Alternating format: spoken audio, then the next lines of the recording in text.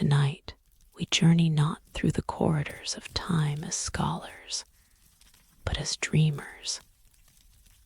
Somewhere beneath the gentle rhythm of waves, beneath the silver path of moonlight on water, there are kingdoms that time forgot.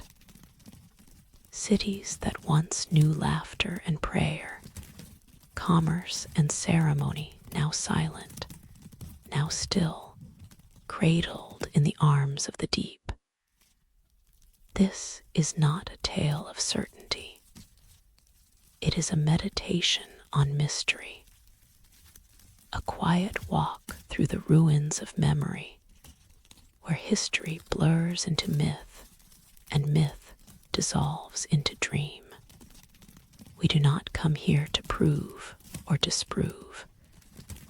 We come here to wonder, to remember how it feels to stand at the edge of the known world and sense, just beyond the horizon, something vast and forgotten waiting to be recalled.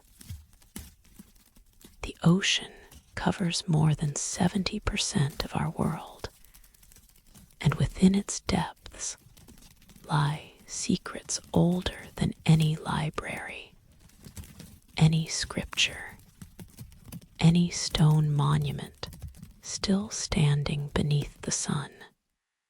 Civilizations have risen along its shores, built their temples within sight of its waves, and then, sometimes slowly, sometimes in a single catastrophic night, returned to the waters from which all life once emerged. In the chapters that follow, we will drift through these submerged memories. We will visit the Mediterranean, where Greek philosophers first whispered of Atlantis. We will trace impossible coastlines on ancient maps, descend to temples beneath the waters of India, and walk the drowned roads of distant islands. We will hear the stories that fishermen have told for centuries, the legends that scholars have debated, the questions that remain unanswered. Let the rhythm of these words carry you gently toward sleep. Let the images form like clouds in the theater of your mind, soft, shifting, luminous. There is no destination tonight. There is only the journey, the slow descent into wonder, the sacred practice of listening to voices that echo across millennia. The forgotten kingdom awaits. Close your eyes, breathe slowly, and let us begin. In the stillness before sleep, when the world grows quiet and the mind begins its slow descent into shadow, there are questions that rise like tides, ancient, patient, unanswered. What lies beneath the silence of deep waters? What kingdoms rest in the darkness where light cannot reach? What voices, long drowned, still murmur in the currents that move beneath the surface of our waking world? These are not questions born of science. They are older. They belong to the part of us that still listens for echoes in the night, that still feels the pull of mysteries we cannot name. Tonight, we do not seek answers. We seek only the feeling of standing at the edge of the known world, where the land ends and the water begins, and something vast and forgotten waits just beyond the reach of memory. Let us begin, then, not with certainty, but with a question murmured across centuries, long before machines descended into the abyss, long before echo and signal mapped the contours of the ocean floor. There were whispers. In fishing villages along forgotten coastlines, where the smell of salt hung heavy in the morning air, men spoke of things they could not explain. Nets that snagged on stone where no stone should be walls, perhaps, or the remnants of temples swallowed by time. The fishermen did not speak of these things loudly.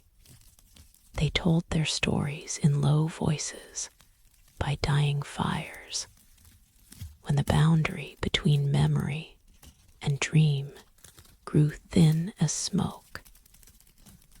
Some spoke of pulling up fragments of carved rock, edges too smooth to be natural, patterns too deliberate to be accident.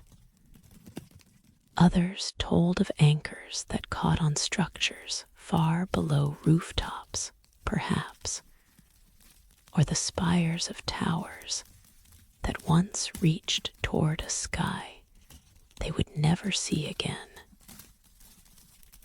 These relics were returned to the water. The fishermen knew, in the way that those who live close to the sea always know, that some things are not meant to be brought into the light. And then there were the sailors' men who crossed moonless waters and returned with tales that made even the hardened captains fall silent. They spoke of lights flickering beneath the waves, soft and golden, as though candles still burned in drowned halls. They described the glow rising from depths no lantern could reach, pulsing gently, rhythmically, like the breathing of something vast and patient. Some said it was phosphorescence, the natural fire of tiny creatures in the dark. But others shook their heads and said nothing, their eyes fixed on distances only they could see. These stories were never written down. They passed from voice to voice, father to son, sailor to sailor, until they became something more than memory, something closer to myth. And myth, as the ancients knew, is simply truth wearing the mask of dream. The Mediterranean holds more than salt and silence. It is a sea of ghosts, a mirror reflecting civilizations that rose and fell along its shores for millennia. The Egyptians sailed its waters. The Phoenicians charted its currents. The Greeks built their legends upon its islands and promontories, their philosophers gazing out at horizons that seemed to hold the answers to questions they could barely form. It was here, in the writings of Plato, that the first whisper of the drowned world was set down in words that would survive the centuries. The philosopher did not claim to have seen this place himself. He wrote of a story passed down through generations, a chain of voices stretching back into the mists of time. The tale came first from the priests of Egypt, guardians of knowledge older than Greece itself, keepers of records inscribed on temple walls when the pyramids were young. They spoke to Solon, the Athenian lawgiver, who journeyed to their land seeking wisdom. And Solon carried the story home, where it passed through his family until it reached the ears of Plato, who set it down in his dialogues like a jewel placed carefully in a reliquary. The priests told of a mighty island that once existed beyond the Pillars of Hercules, that narrow strait where the Mediterranean meets the Atlantic, where the known world ended and the unknown began. This island was called Atlantis, and it was, they said, a civilization of extraordinary power and beauty. Its people had built temples of silver and gold, palaces surrounded by rings of water, harbors filled with ships from every corner of the earth. They had conquered lands as far as Egypt and Italy, their armies sweeping across the ancient world like a tide.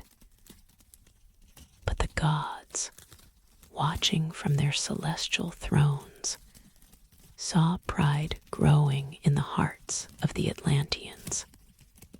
They saw a people who had forgotten the sacred balance, who reached for power beyond what mortals should possess. And so, in a single night of fire and flood, the island was swallowed by the sea. The waters closed over its towers and temples, its gardens and gates, leaving nothing but silence and the endless rolling of waves. Plato wrote these words not as fiction, but as a lesson, a warning, perhaps, about the fate of civilizations that forget their place in the order of things. Yet beneath the philosophy, beneath the moral teaching, there is something else, a tremor of recognition, a sense that he was recording not merely a parable, but a memory fragmented, veiled, passed down through so many voices that its origins had become impossible to trace. We do not read these words as scholars tonight. We receive them as one receives a half-remembered lullaby familiar, sacred, wrapped in the soft cloth of mystery. Whether the tale is history or symbol, it does not matter here. What matters is the feeling it leaves behind, like the echo of a bell struck long ago, still ringing in the chambers of the soul. Whispers tell us that the story did not end with Plato. In the centuries that followed, others searched for the drowned kingdom. Explorers sailed beyond the Pillars of Hercules, scanning the horizon for islands that matched the ancient descriptions. Scholars pored over texts in candlelit libraries, comparing measurements and distances, trying to locate a place that existed, perhaps, only in the space between history and dream.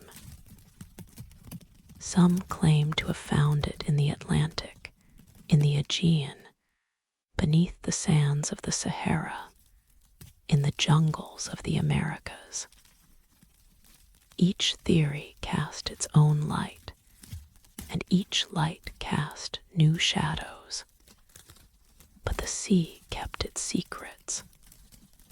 Beneath the waves, in trenches deeper than mountains are tall, the darkness holds its silence. No explorer has returned with proof. No diver has surfaced with a fragment of those silver temples, those golden gates. The drowned world, if it ever existed, remains hidden not because it cannot be found, but perhaps because it was never meant to be found. Some truths the ancients believed reveal themselves only to those who are ready. And readiness is not a matter of tools or technology. It is a matter of the soul. Stand now in the theater of your mind at the edge of a quiet shore. The hour is late. The sky is velvet black, scattered with stars that have watched the earth since before the first cities rose, since before the first songs were sung around the first fires. The air is cool and carries the faint scent of salt, of distances beyond measure. The water before you is still, barely breathing, its surface smooth as polished obsidian. The moon rises slowly, casting a silver path across the sea, a road leading somewhere you cannot follow. A bridge between the world you know and the world you have forgotten. The light touches the water like a whisper, like a hand reaching down from the heavens to bless the silence below. And if you look closely, not with the eyes of reason, but with the eyes of wonder, you may see it. A shape beneath the waves, an outline too deliberate to be reef, too vast to be shadow. Corners where corners should not exist. The suggestion of walls, of streets, of a geometry that speaks of intention, of design, of minds that once dreamed beneath a sky that has long since changed its stars. Perhaps it is nothing. A trick of the moonlight, a play of current and sediment, a pattern imposed by a mind that seeks meaning in the meaningless. Or perhaps it is everything. A fragment of the world that was, waiting in the dark for the world that will be. A memory held in salt and stone, patient as the tides, eternal as the deep. Close your eyes now. Let the sound of imagined waves wash over you, soft and rhythmic, like the breath of something ancient and kind. Let the questions settle into the quiet places of your mind, unanswered, untroubled, at peace. The drowned world does not demand belief. It asks only that we remember how to wonder, how to stand at the edge of the known and feel, without fear, the pull of the unknown. Some voices only echo when we are ready to listen. And tonight, in the space between waking and sleep, the sea is listening too. In the silence of a candlelit chamber, where ink becomes memory and parchment becomes prophecy, a map was drawn that should not exist. The year was 1513. Those such numbers feel distant now, like coordinates to a country we can no longer visit. In the great city of Constantinople, that crossroads of empires, that keeper of secrets from both east and west, a Turkish admiral sat before a sheet of gazelle skin, smoothed and prepared for the work of memory. His name was Piri Rise, and he was about to create something that would puzzle scholars for 500 years. The room smelled of oak gall and lamp oil. Shadows moved along the walls like the ghosts of navigators past, men who had charted coastlines by starlight, who had learned the language of currents and winds, who had carried the shape of the world in their minds long before it was fixed upon paper. Piri Rise had inherited their knowledge, not merely their techniques, but their sources, maps collected over lifetimes, charts traded in harbor taverns, fragments of older documents copied and recopied, their origins lost to the fog of centuries. Among these sources, the admiral claimed, were charts of extraordinary age, maps that had once rested in the great library of Alexandria, before fire and time scattered that treasury of human knowledge to the winds, maps that depicted coastlines no European ship had yet explored, and coastlines that no ship of any era should have been able to see. Tonight, we do not examine the Piri Rise map as historians. We approach it as one approaches a sacred text, with reverence, with openness, with a willingness to let its mysteries remain mysterious. For what the admiral drew upon that gazelle skin was not merely a navigation tool. It was a window into a past that refuses to stay past. The map shows the western coast of Africa, the eastern coast of South America, and here is where the whispers begin, what appears to be the northern coastline of Antarctica. But Antarctica, as the scholars remind us, was not officially discovered until 1820, more than 300 years after Piri Rise set down his ink. And even more troubling, the coastline depicted is not the ice-covered shore that modern explorers found. It is the coastline beneath the ice, the actual land, hidden under miles of frozen water, not accurately mapped by modern technology until the 20th century. How did a 16th century admiral draw a coastline that no one could see? The question hangs in the air like incense smoke, unanswered, perhaps unanswerable. Some say the correlations are coincidence, that the shapes on the map represent not Antarctica, but the coast of South America, distorted by the projection techniques of the era. Others suggest that the admiral simply made errors, that we are seeing patterns where none exist, imposing our modern knowledge upon an old document that never claimed such precision.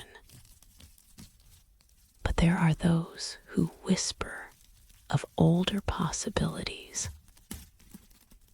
of a time before the ice came, when Antarctica was green and temperate, when its shores might have been visited by sailors whose names are lost to us, of an ancient civilization, perhaps the same civilization that Plato called Atlantis, that possessed knowledge of the entire globe, knowledge that was preserved in fragments, copied by scholars who did not understand what they were copying, passed down through the ages like a secret told in a language no one remembers.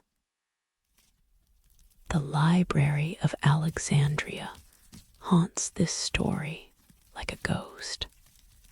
That legendary repository held, by some accounts, over 500,000 scrolls, the accumulated wisdom of the ancient world, gathered from every corner of the known earth.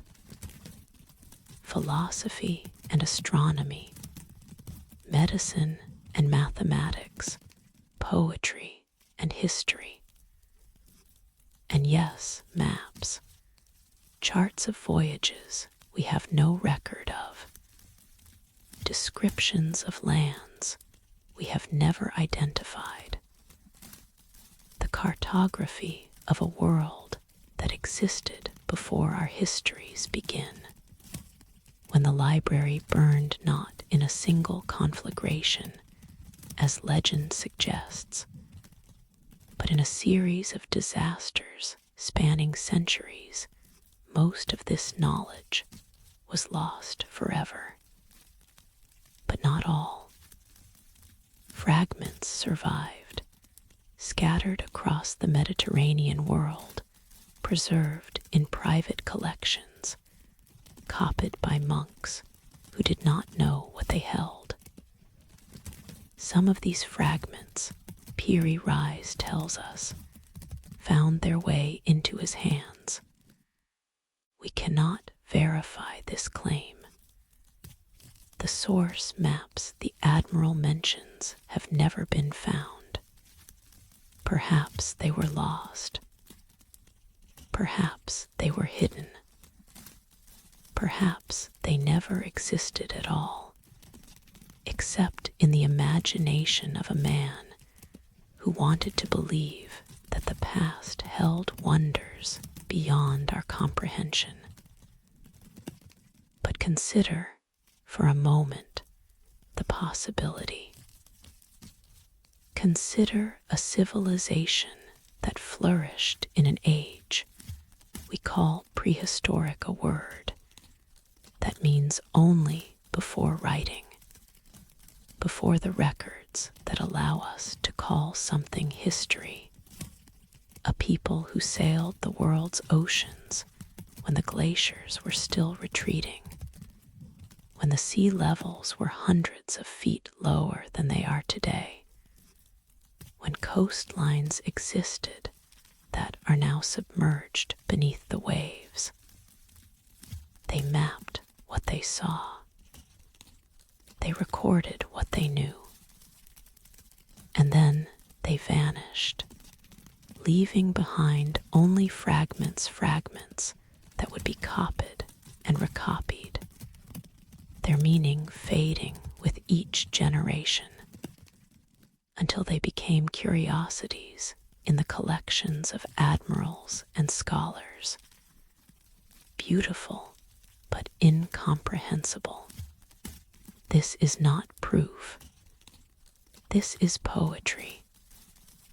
This is the kind of wondering that belongs to the hour before sleep, when the mind loosens its grip on certainty and allows itself to drift.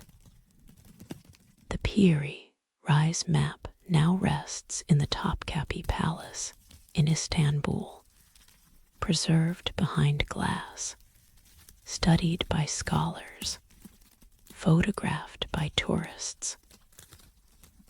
It is a beautiful object, the colors faded, but still visible. The coastlines drawn with the careful hand of a man who understood the sacred responsibility of the cartographer. To make a map is to claim knowledge of the world. To copy an older map is to carry that knowledge forward, even if you do not understand what you are carrying. Perhaps Peary Rise knew exactly what he held. Perhaps he was merely a skilled navigator, working with the best sources available to him, making educated guesses about coastlines he had never seen. The truth, like the Antarctic coastline beneath the ice, remains hidden. But tonight, as you drift toward sleep, let the image linger. A man alone in a candlelit room, tracing coastlines from sources that predate his civilization, his pen moving across parchment like a prayer. Somewhere in the shadows of that room, the ghosts of ancient navigators watch, pleased that their knowledge has not been entirely forgotten. The map is rolled now, stored in darkness, its secrets folded into silence. But secrets have a way of waiting.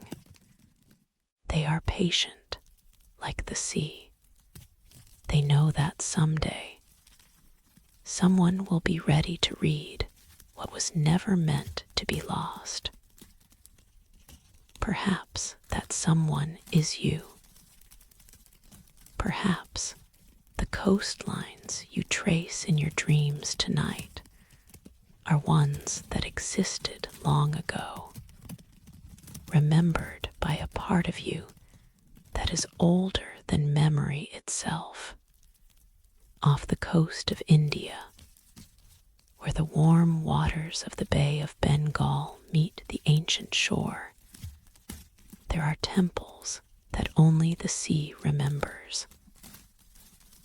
The town of Mahabalipuram stands today as a testament to the genius of the Pallava dynasty master builders, who carved entire temples from single pieces of granite, who sculpted gods and legends into the living rock.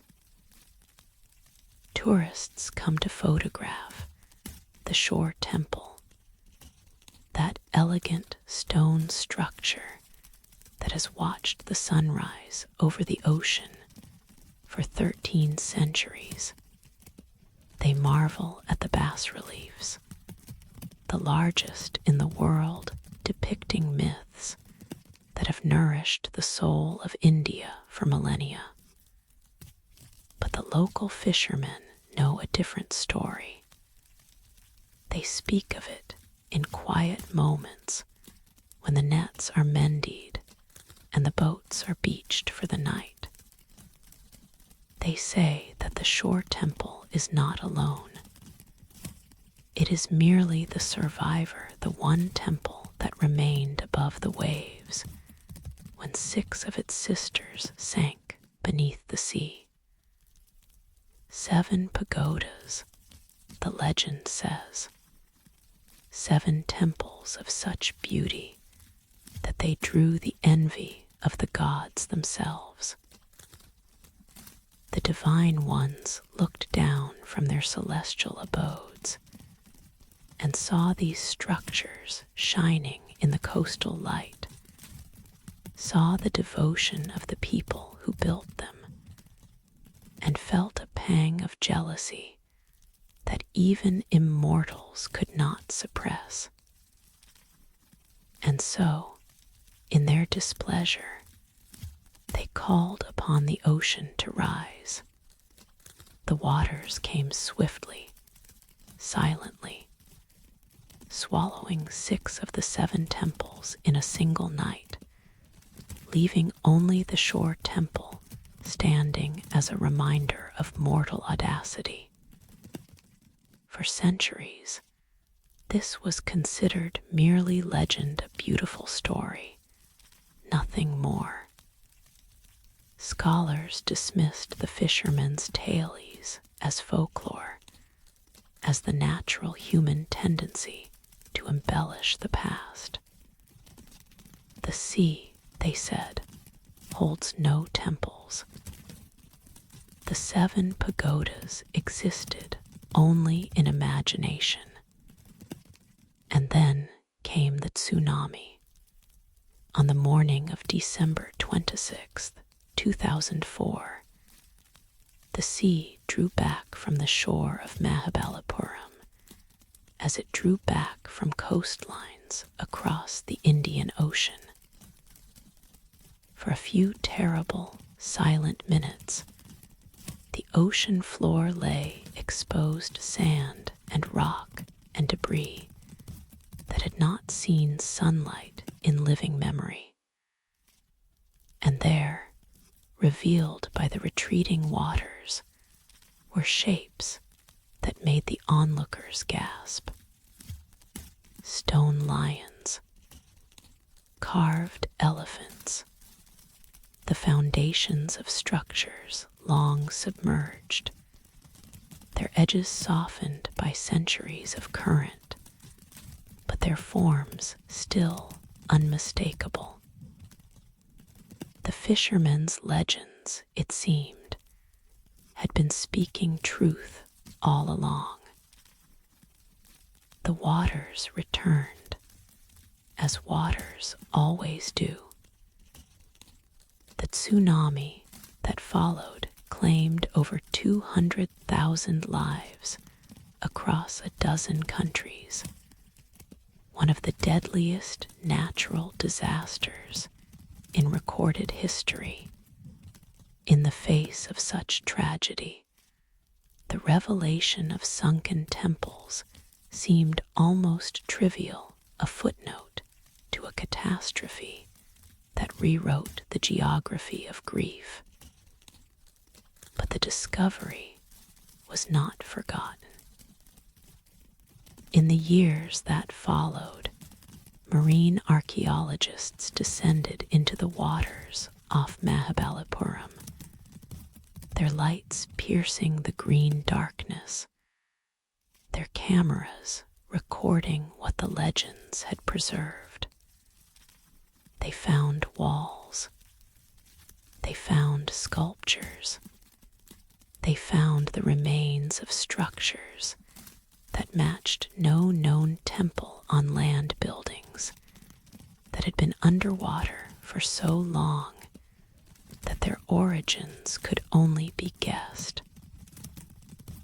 Some of these ruins date to the era of the Pallavas, the dynasty that built the shore temple. But others, the archaeologists whisper, may be older, much older, perhaps as old as the myths themselves, remnants of a civilization that flourished when the sea levels were lower, when the coastline extended far beyond its present boundary, when Mahabalipuram was not a shore town, but an inland city. We cannot know for certain. The sea guards its secrets jealously, and the silt of millennia has buried much of what might have been evidence. But tonight, we do not seek evidence. We seek the feeling of descent, the slow sinking into mystery that mirrors the slow sinking into sleep. Imagine yourself as a diver, descending through the warm waters of the Bay of Bengal. The light fades as you go deeper, first green, then blue, then a darkness that is not quite black, illuminated by the beam of your torch. Fish scatter before you, silver flashes in the gloom. The current moves against your skin like a whisper, like a voice speaking in a language you almost understand. And then you see it, a wall rising from the sand. Not natural stone, you can see the marks where hands once worked, where tools once shaped. The wall curves, suggesting a structure, a room, a purpose. You follow it, your light playing across the surface, and you find a doorway. The door is gone, dissolved, or carried away by the centuries, but the frame remains, an invitation to a sanctuary that has not welcomed worshippers for 1,000 years. You pass through. Inside, the sand is thicker, the darkness deeper, but your light finds something, a figure carved in stone, seated in the posture of meditation. A deity, you cannot tell which one. The features are too worn, the details erased by time. But the pose is unmistakable. This was a place of prayer. This was a place where humans came to seek something beyond themselves. The statue's eyes are open, gazing upward toward a surface it can no longer see. It has been gazing thus for centuries, patient, untroubled, waiting. The fish swim past without noticing. The currents bring sand and take it away. The cycles of moon and tide move the waters above, but down here, in the silence of the drowned temple, nothing changes. Nothing ends. The Pallavas are gone now, their dynasty dissolved into the larger flow of Indian history. But their temples remain, some on land, weathering slowly beneath the sun, others beneath the sea, weathering in ways we can barely imagine. Both kinds of temple serve the same purpose. They are reminders. They are prayers made permanent. They are the human answer to impermanence, the insistence that something, somewhere, should endure. Perhaps the gods were not jealous after all. Perhaps the sinking of the 6 temples was not punishment, but preservation, a way of keeping something sacred hidden from the changes of time, waiting for an age that would be ready to receive its message. Or perhaps there is no meaning at all. Perhaps the sea simply rose, as seas do, indifferent to the works of mortals, claiming the land for its own purposes. The mystery remains. Tonight, as you drift toward sleep, let the image of the submerged temple settle into your mind. The carved deity, eyes open, gazing upward through the green water. The doorways leading nowhere. The prayers inscribed in stone, still echoing in the silence of the deep. Some sanctuaries exist not to be entered, but to be remembered. And in the remembering, they are entered after all. In the the shallow waters of the Caribbean, where the turquoise sea meets the white sand of paradise, there lies a road that leads to nowhere, or perhaps to everywhere. The Bahamas stretch across the Atlantic like a scattered offering of emeralds thrown upon blue silk. Among these islands, Bimini holds a special place in the mythology of the lost. Ernest Hemingway wrote here, fishing for marlin in the deep waters offshore. Ponce de Leon, the Spanish conquistador, searched these shores for the fountain of youth, that legendary spring whose waters could reverse the march of time. And in 1968, a discovery was made that would add another layer to Bimini's reputation as a place where the ordinary rules do not quite apply. Divers exploring the seafloor near North Bimini found something unexpected, a formation of massive limestone blocks arranged in a pattern that suggested deliberate placement. The blocks stretched for over half a mile, their edges worn smooth by centuries of current, their surfaces encrusted with the slow growth of marine life.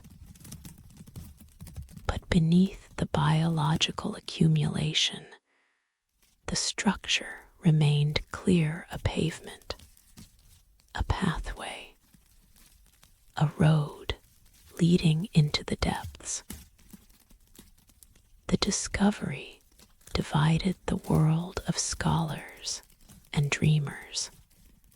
Some saw immediately what they wanted to see: evidence of Atlantis, proof that the legendary civilization had left its mark upon the seafloor, a highway leading to a city that once rose above the waves. Others saw only geology, natural rock formations, fractured by time and tides, the random patterning of erosion mistaken for intentional design. Tonight, we do not choose sides. We walk the road itself, stone by stone, letting the mystery unfold at its own pace. The Bimini Road, as it came to be called, rests in water shallow enough to be reached by casual swimmers, deep enough to require intention. The visibility on clear days is remarkable. The sunlight penetrates the turquoise shallows like liquid gold, illuminating every detail of the formation below. The blocks vary in size, some as large as automobiles, others no bigger than paving stones.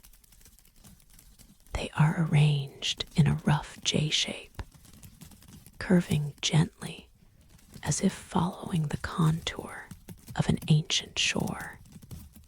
The limestone itself is local, that much is certain. It is the same beach rock found throughout the Bahamas, formed by the natural cementation of sand and shell and sediment. The skeptics point to this as proof that the formation is natural, the result of geological processes that require no human hand.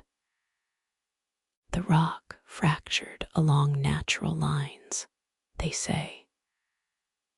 The blocks separated over time, giving the appearance of construction where none occurred. But the believers point to other details: the uniformity of the block sizes, the consistency of the spacing between them, the way the formation aligns with certain astronomical orientations, as though placed by people who knew the stars.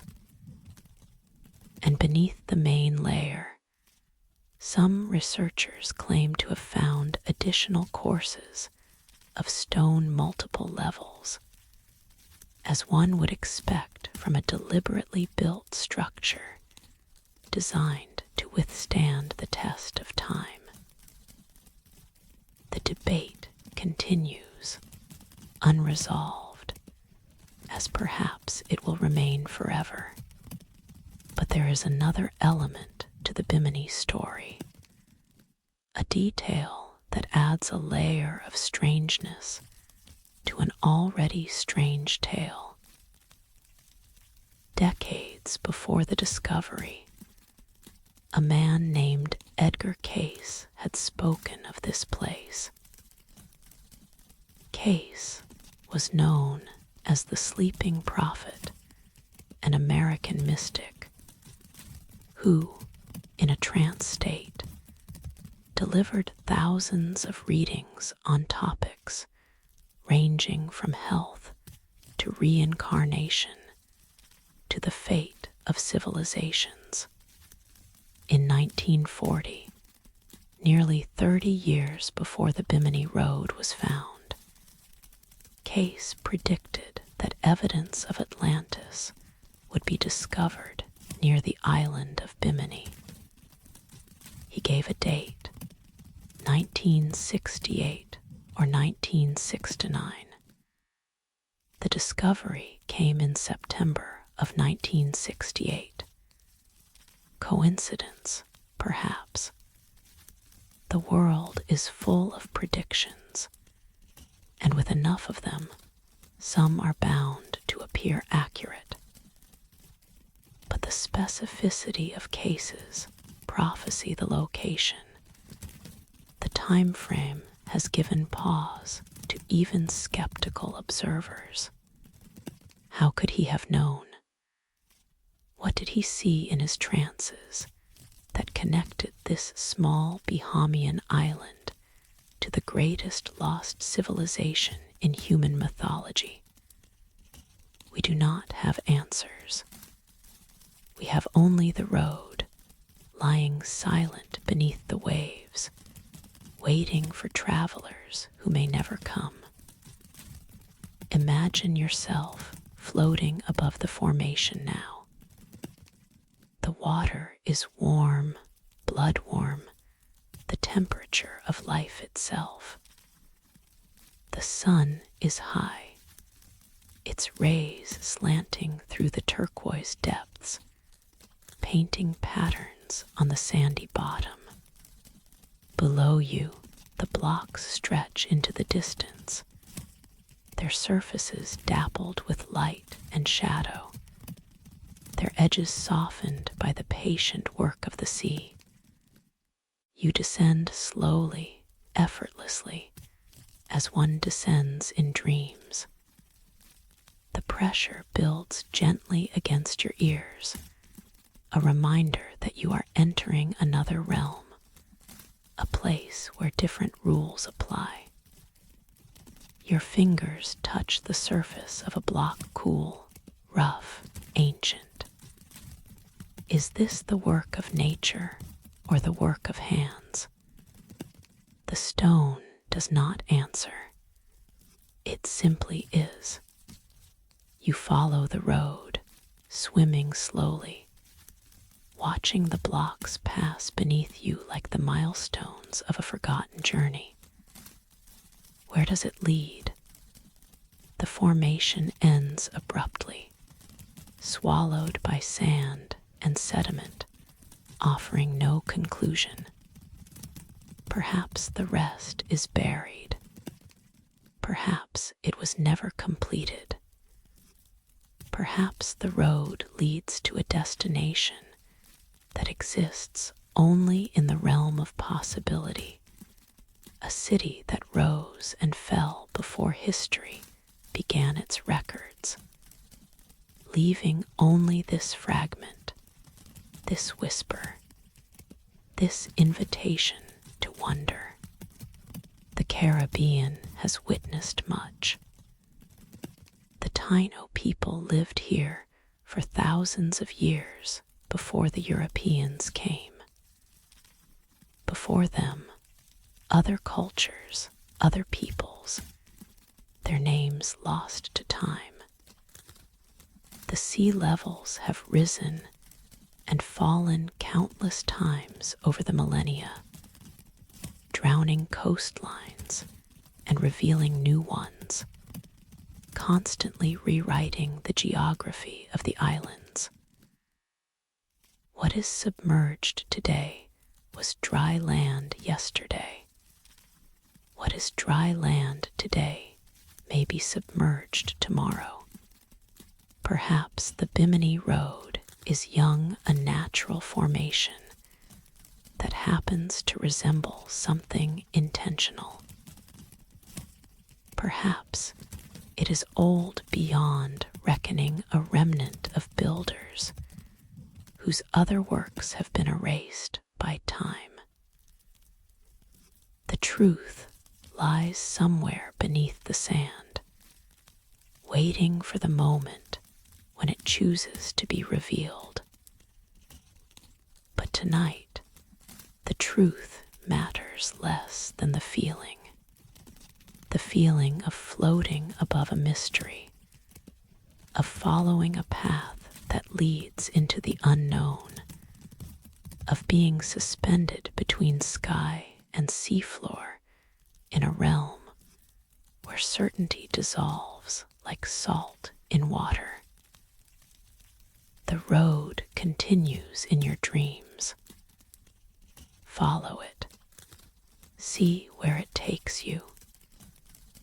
Perhaps, in the landscape of sleep, you will find the destination that waking eyes cannot perceive.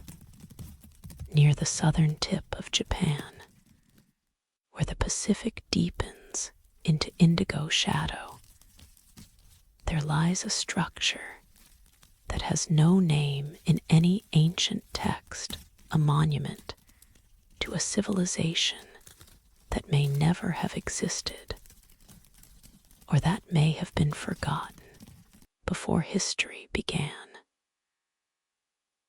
The island of Yonaguni is the westernmost point of Japan, a small outcropping of land closer to Taiwan than to Tokyo, where the Kuroshio current sweeps warm waters northward from the tropics.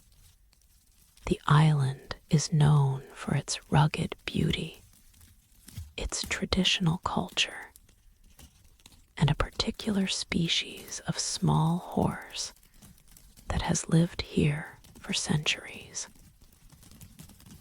But since 1986, Yonaguni has been known for something else, that lies 60 feet beneath the surface of the sea.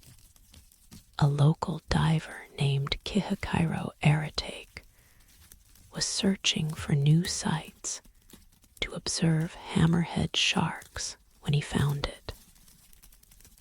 A massive underwater formation of terraces, steps, and carved angles, rising from the seafloor like a forgotten ziggurat. The structure was enormous, over 160 feet long, nearly 70 feet wide, and rising through multiple levels to within 20 feet of the surface. Its geometry was startling. Sharp edges, flat planes, right angles, features that seemed impossible for nature to produce. The discovery sent shockwaves through the worlds of archaeology and geology. Scientists descended to study the formation, debate its origins, argue over its meaning. Was this a natural wonder, carved by the patient work of water and time? Or was it something else, evidence of human construction in an era so remote that it predates all known civilizations? The debate continues to this day, unresolved and perhaps unresolvable. But tonight, we do not come to debate. We come to descend, to witness, to wonder. Imagine yourself slipping beneath the waves off Yonaguni's southern shore. The water is clear, the visibility excellent on good days. You can see over 100 feet through the blue. The current is strong here, pulling at your body like an insistent hand, reminding you that the sea has its own intentions. You descend along a rope anchored to the seafloor, hand over hand, watching the light change as you go deeper. And then you see it. Rising from the sandy bottom, the monument appears. That is what divers call it, simply the monument, for lack of a better name. It is larger than you expected, more imposing, more strange. The terraces step upward in regular intervals, each one the height of a man, each one flat and level as a temple platform. The angles are sharp, almost aggressive in their precision. In some places, what appear to be staircases lead from one level to the next, their steps worn but still recognizable. You swim along the base of the structure, your hand trailing across the stone. It is sandstone. The geologists say a type of rock that does fracture along natural lines, that does form flat surfaces and sharp edges through ordinary erosion. But the scale of it, the complexity, the way the features seem to relate to one another, these are harder to explain. Near one corner of the monument, there is a feature that defies easy categorization. It is a face, or something that resembles a face carved into the rock. Two depressions that might be eyes, a ridge that might be a nose, a horizontal line that might be a mouth. The features are worn, ambiguous, open to interpretation. Some see a human visage, gazing outward into the depths.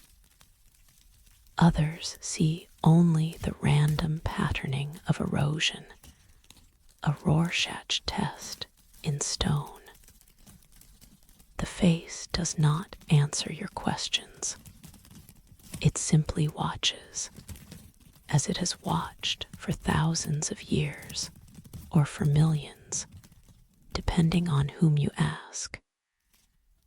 To understand the mystery of Yonaguni, we must travel backward in time, far backward, to an age when the sea was not where it is today.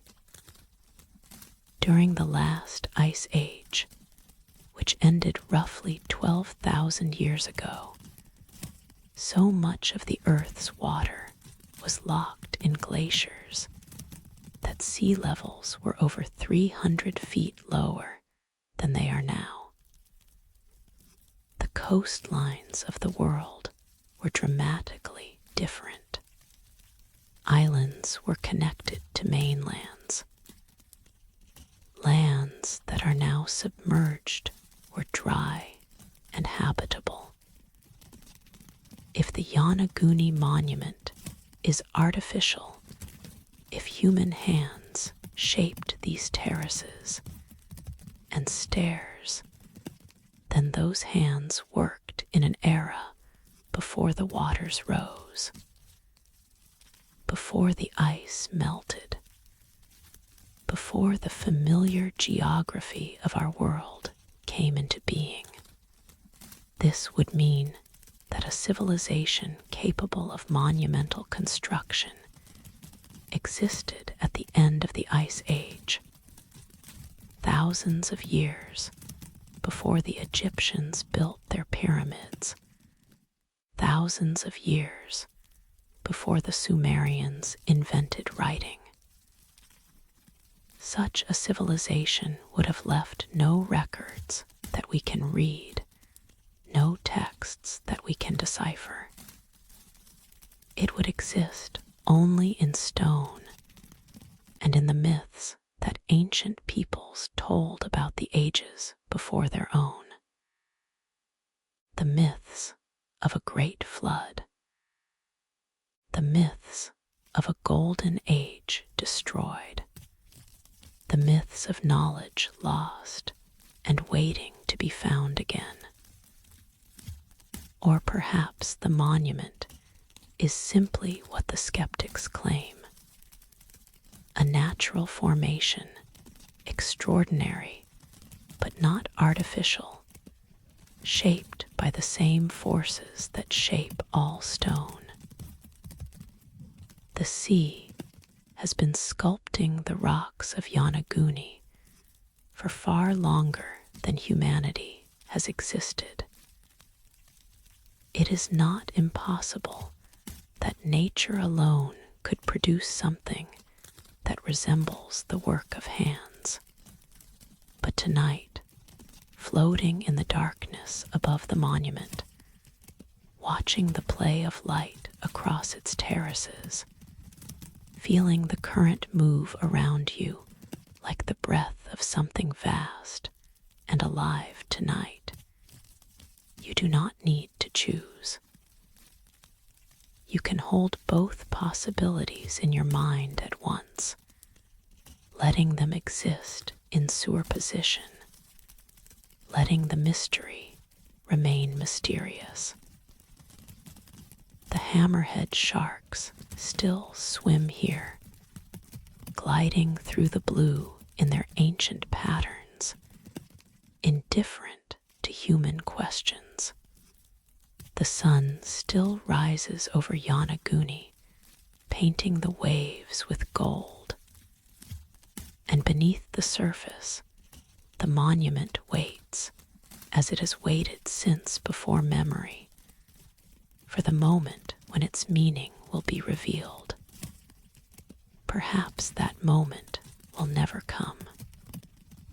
Perhaps some mysteries are meant to remain mysteries, their purpose not to be solved, but to remind us that the world is stranger and older and more wonderful than we know. Close your eyes now and let the citadel fade into the depths of your dreams. Alexandria's great library did not burn in a single night. It faded, scattered, sank. And in its sinking, it carried with it the accumulated wisdom of the ancient world, leaving us to wonder what we have lost.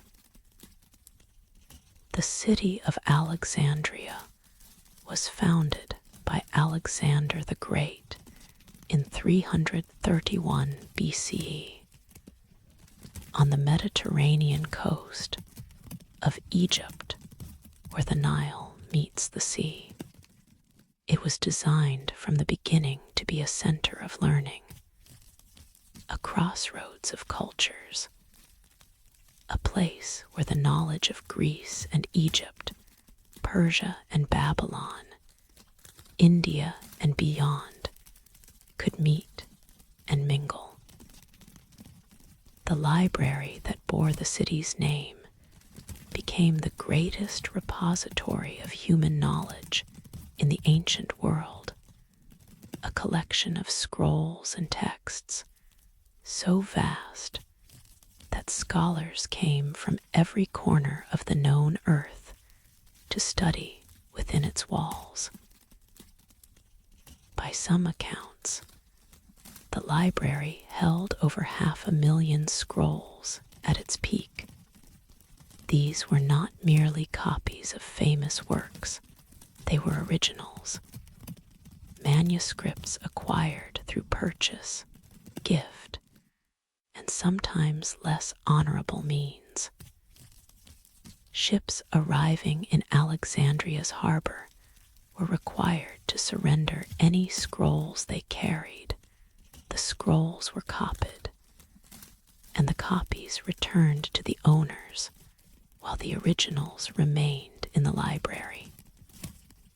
In this way, the library grew, absorbing the written knowledge of civilization like a sponge absorbing water. What was contained in those scrolls? We can only guess. The complete works of playwrights whose names are now known only through fragments. Histories of peoples and kingdoms that have vanished from memory. Scientific treatises, mathematical proofs, astronomical observations. Maps of voyages we have no record of. The accumulated wisdom of cultures that existed before Greece and Rome, preserved in languages that no one would think to preserve again. The loss of the library is one of the great tragedies of human history. But it was not a single tragedy. It was a slow unraveling, a gradual dissolution spanning centuries. Julius Caesar's troops may have burned part of the collection during the siege of Alexandria. Christian zealots may have destroyed philosophical texts they considered pagan. The Muslim conquest may have seen further losses. By the time the library finally ceased to exist, its treasures had been scattered to the winds, lost to fire and neglect, and the simple passage of time.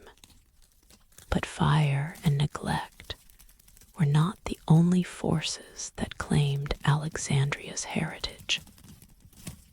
The sea, too, played its part.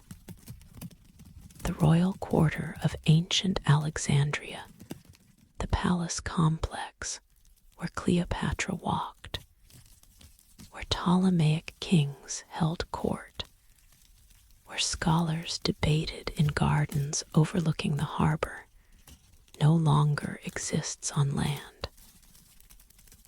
A series of earthquakes and tsunamis, occurring over several centuries, caused much of the ancient city to subside and sink beneath the Mediterranean.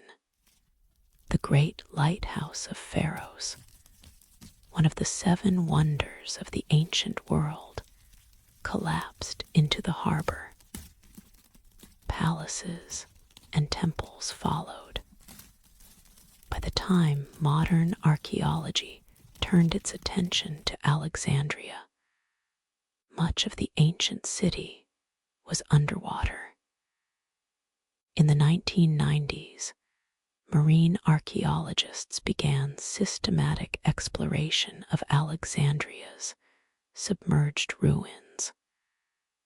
What they found exceeded expectations.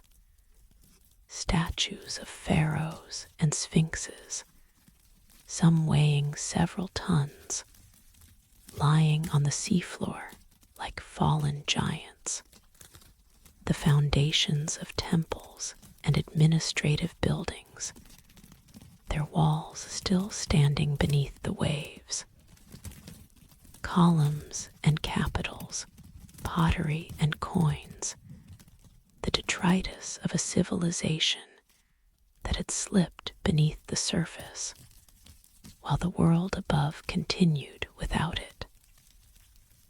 Among the discoveries was a colossal statue of a Ptolemaic queen, perhaps Cleopatra herself, or one of her predecessors, her face worn smooth by centuries of current, her eyes gazing upward through the green water toward a sun she could no longer see. Near her lay a sphinx, its features Egyptian, its style Greek, a perfect emblem of the hybrid culture that Alexandria represented. But of the scrolls, no trace remains. Papyrus does not survive in salt water. The words that were written, the knowledge that was preserved, the wisdom that was gathered from every corner of the ancient world, all of it has dissolved into the Mediterranean, returned to the elements from which it came. The library exists now only in the few fragments that were copied before the end, and in the vast silence of what we can never recover. Tonight, let us descend into those waters. Let us drift through the submerged ruins of the royal quarter, our lights playing across stones that were laid when Rome was still a republic, when the world's knowledge flowed toward this city like rivers toward the sea. The visibility is poor here, the harbor waters are murky with sediment, stirred by ships and currents, clouded by the activity of a living port. But occasionally, the water clears, and you glimpse them, the shapes of the past, rising from the silt like memories surfacing from the depths of the mind. A column lying on its side, its surface still bearing traces of the paint that once adorned it. A statue's hand, fingers extended, reaching for something that is no longer there. The corner of a building, its walls still meeting at precise angles, its doorway open to a room that has not felt footsteps in 2,000 years. And somewhere, perhaps nearby, perhaps beyond recovery, the place where the scrolls were kept. The shelves are gone, rotted away. The papyrus is gone, dissolved into nothing. But the space remains a void in the water, a negative shape, the memory of knowledge that once filled it. What did we lose? We will never know. We can only feel the weight of the absence, the vastness of what is missing. Imagine if every book in every library in the modern world were suddenly to vanish. And then imagine that this happens slowly over centuries, so that each generation inherits a little less than the one before, until finally nothing remains but fragments and rumors, and the aching sense that something precious has been taken. That is what the loss of Alexandria means. That is the shadow that falls across our understanding of the ancient world. We see through a glass darkly, not because the ancients failed to write things down, but because what they wrote has been lost. But perhaps loss is not the end of the story. Perhaps the knowledge that was contained in those scrolls was not merely information, but a way of seeing, a way of thinking that has been passed down through other channels. The teachers taught students who taught students who taught students, and something of what was known has survived in the chain of transmission, even if the written records are gone. Perhaps, too, the sea preserves more than we know. Sealed jars containing scrolls have been found before, their contents intact despite millennia underwater. Somewhere beneath the Mediterranean, in a room we have not yet discovered, there may be such jars still waiting, patient, their words preserved against all odds, ready to speak again when the time is right. We cannot know. We can only hope and wonder and remember. Tonight, let the Sphinx of Alexandria keep you company as you drift toward sleep, her face turned upward, her eyes open, watching for the day when the waters part and the words return. In the mountains of northern Italy, there is a lake that sometimes, in winter, reveals the tip of a bell tower rising from the ice, a silent finger pointing toward a sky that an entire village can no longer see. The village was called Curon Venosta, and it stood for centuries in a green valley of the South Tyrol, surrounded by alpine peaks and watered by mountain streams.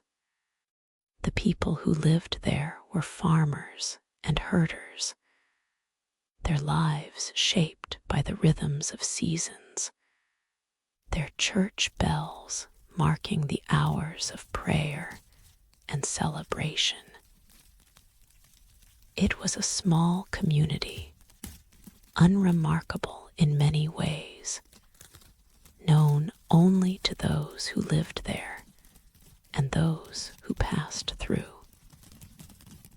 In 1950, the village drowned, not in a natural disaster, but in a decision made by distant authorities, a decision to dam the valley, to merge two smaller lakes into one large reservoir, to generate electricity for a growing nation. The people of Curon Venosta were relocated, their homes demolished, their fields flooded. The valley filled with water, and the village disappeared beneath the surface. All of the village disappeared, that is, except for the bell tower. The church itself was demolished, but the tower, a 14th century structure, too beautiful or too stubborn to destroy entirely, was left standing. As the waters rose, the tower remained, its base slowly submerged, its upper levels still reaching toward the light. Today, the bell tower of Curon Venosta stands alone in the middle of Lake Reja, a monument to what was lost, a reminder that some things refuse to be completely forgotten. This is not an ancient mystery. This is a modern tragedy occurring within living memory. And yet, in the decades since the drowning, something strange has happened. The village of Curon Venosta has become a legend, a myth, a story told in hushed tones by those who live along the lakeshore. The history has become folklore. The facts have become dreams. They say that on quiet winter nights, when the lake freezes and the world falls silent, you can hear the bells ringing beneath the ice. The bells were removed before the flooding, everyone knows this. Yet the stories persist. People who have stood on the frozen surface of Lake Reja swear they have heard it. A faint tolling, muffled by water and ice, rising from the depths, as if the drowned church still kept its hours. Perhaps it is the ice itself, creaking and groaning as temperatures shift. Perhaps it is the wind, finding resonances in the hollow tower that rises from the water. Perhaps it is the human mind, seeking meaning in random sound, transforming noise into signal, because we cannot bear the thought that the past has been truly silenced. Or perhaps, and this is the possibility, that the legends prefer the bells ring because they have never stopped. Perhaps the drowned village continues its existence beneath the surface, unchanged, unaware that the world above has moved on. Perhaps the people of old Curon Venosta still walk their flooded streets, still attend their submerged church, still gather in their waterlogged square to mark the passing of days that no calendar records. This is a common theme in the folklore of drowned places. From Wales to China, from Switzerland to Japan, cultures around the world tell stories of villages that sank beneath lakes or seas, and that continue their spectral existence in the depths. The bells still ring. The lights still shine. The voices still call out, though no living ear can hear them clearly. Why do we tell these stories? Perhaps because we cannot accept that the past simply vanishes. Perhaps because we know, at some deep level, that the places where we have lived and loved leave impressions on the world that water cannot wash away. The village is gone. Yes, the physical structures demolished, the land flooded, the people scattered to new homes. But the village also remains, preserved in memory, in story, in the indelible mark that human presence leaves upon a landscape. Tonight, let us visit Lake Reja in the hours before dawn. The mountains are dark silhouettes against a sky just beginning to lighten in the east. The lake is still, its surface like black glass, reflecting the fading stars. And there, in the center of the water, the bell tower stands a single vertical line breaking the horizontal plane, a monument to absence, a finger pointing toward heaven. The tower is Romanesque in style, its windows arched, its stonework weathered by 7 decades of exposure to alpine weather. In summer, tourists take boats out to photograph it, to marvel at its strange persistence. In winter, when the lake freezes solid, people walk across the ice to touch its walls, to stand in the shadow of something that should not exist. Beneath the surface, the foundations of the tower descend into darkness. The walls of the church are down there too, or what remains of them rubble and memory, slowly being claimed by silt. And the streets of the old village are there, the houses, the square, the fountain where women once gathered to draw water. All of it underwater, all of it silent, or perhaps not entirely silent. Listen.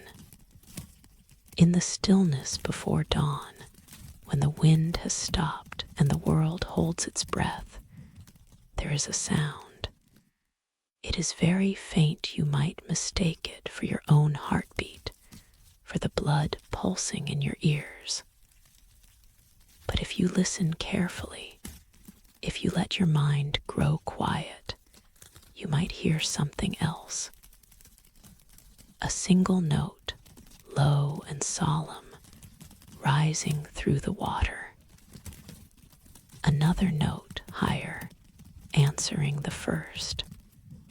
The ghost of a melody, the memory of a hymn, the echo of bells that have not rung in 70 years, but perhaps have never stopped ringing in some other dimension, some other version of time where the waters never rose and the village still stands in its green valley, its people still going about their lives, unaware that in another world they have become a legend. The sun rises over the mountains, painting the water gold and rose. The moment passes. The sounds fade, if they were ever there at all. The bell tower stands alone, as it always stands, keeping its vigil, marking its silent hours. Some things are lost, but not gone. Some places are drowned, but not destroyed. And some bells, once blessed and hung with prayer, perhaps ring forever in a register that only the dreaming ear can hear. Let their tolling carry you now soft and slow into the depths of peaceful sleep. Hindu scripture speaks of Dwarka, the golden city of Lord Krishna, which sank beneath the Arabian Sea when the god departed from the mortal world. For millennia, this was sacred story. Then, in the waters off the coast of Gujarat, something was found. The Mahabharata, one of the great epics of India, tells of a city of surpassing beauty built by the divine architect Vishwakarma at the command of Lord Krishna himself. This was Dwarka, a city of gold and jewels, surrounded by walls that gleamed in the light of an eternal sun. Its palaces rose in tiers. Its gardens bloomed with flowers that never wilted. Its harbors received ships from every corner of the known world. The people of Dwarka lived in abundance and peace, protected by the presence of the divine. But all things pass, even the works of gods. When Krishna departed from his mortal form, when his divine mission on earth was complete, Dwarka's protection departed with him. The sea, held back by sacred power, rushed in to reclaim the land. In a single day and night, a catastrophic echo of other flood legends from around the world, the Golden City was swallowed by the waves. Its towers sank. Its gardens drowned. Its people fled to higher ground, carrying with them only memories and prayers. For thousands of years, devotees have gathered at the temple of Dwarkadhish in the modern city of Dwarka, built on the same coast where the ancient city is said to have stood. They come to honor Krishna, to remember the divine presence, to pray at a site sanctified by scripture and tradition. But the question lingered: was the story merely myth, or did it preserve the memory of a real place? In the waters offshore, the sea kept its counsel. Beginning in the late 20th century, marine archaeologists began systematic exploration of the seabed near Dwarka. What they found exceeded the expectations of even the most faithful. Stone anchors of unusual design, unlike any used in recent centuries. Fragments of pottery dating back thousands of years. And most remarkably, the remains of structures' walls, foundations, what appeared to be the remnants of buildings arranged in patterns that suggested a planned settlement. The discoveries continue to this day, each expedition revealing new fragments of a puzzle that may never be complete. Some researchers date the underwater remains to the 2nd millennium BCE, making them roughly 5,000 years old, contemporary with the great cities of the Indus Valley civilization. Others suggest the site may be even older, its origins lost in the gap between prehistory and myth. We cannot say with certainty that these ruins are the Dwarka of Scripture. The golden palaces have not been found. The jeweled walls have not been recovered. What lies on the seafloor is humbler than legend, suggests sandstone and limestone, the materials of human construction, not the divine architecture described in epic poetry. But perhaps that is how legend works. The memory of a real place, a real catastrophe, a real loss transmitted through generations, embellished and elaborated, transformed from history into sacred narrative. The core of truth remains, wrapped in layers of meaning that serve purposes beyond mere fact. The story of Dwarka is not just a record of what happened. It is a teaching about impermanence, about the fragility of human achievement, about the power that sustains and the power that withdraws. Tonight, let us visit both Dwarkas, the city of history, and the city of faith. Descend first into the waters off the Gujarat coast. The Arabian Sea is warm here, its currents gentle, its visibility varying with season and tide. The seafloor is sandy, scattered with the debris of centuries modern refuse mingled with ancient artifacts, the layers of time compressed and confused. Your light plays across the bottom, revealing fragments. A worked stone here, a pottery shard there, the suggestion of walls beneath the silt. And then, emerging from the murk, a structure.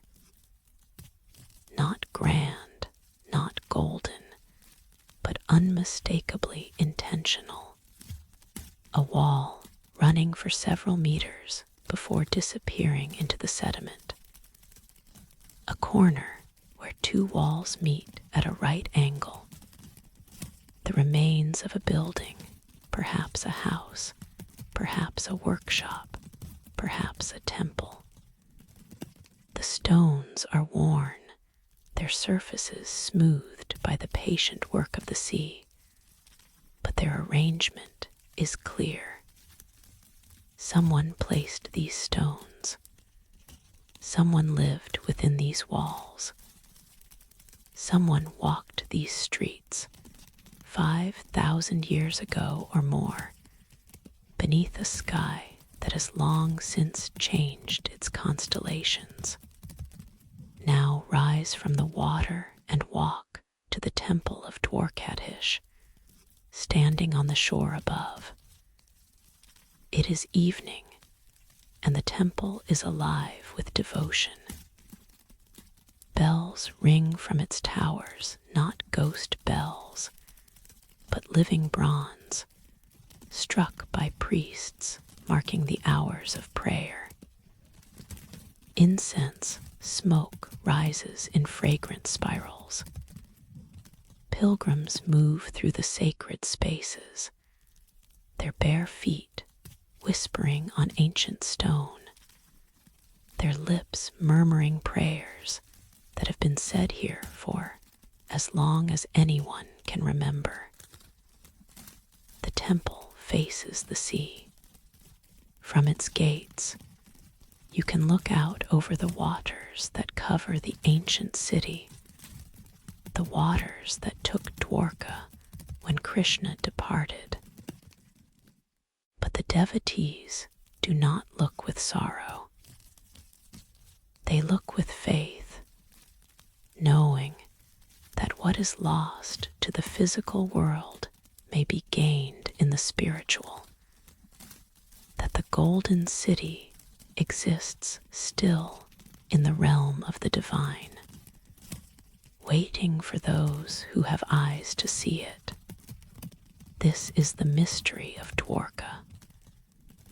Not whether the archaeological remains match the scriptural descriptions, but how history and faith interweave to create meaning.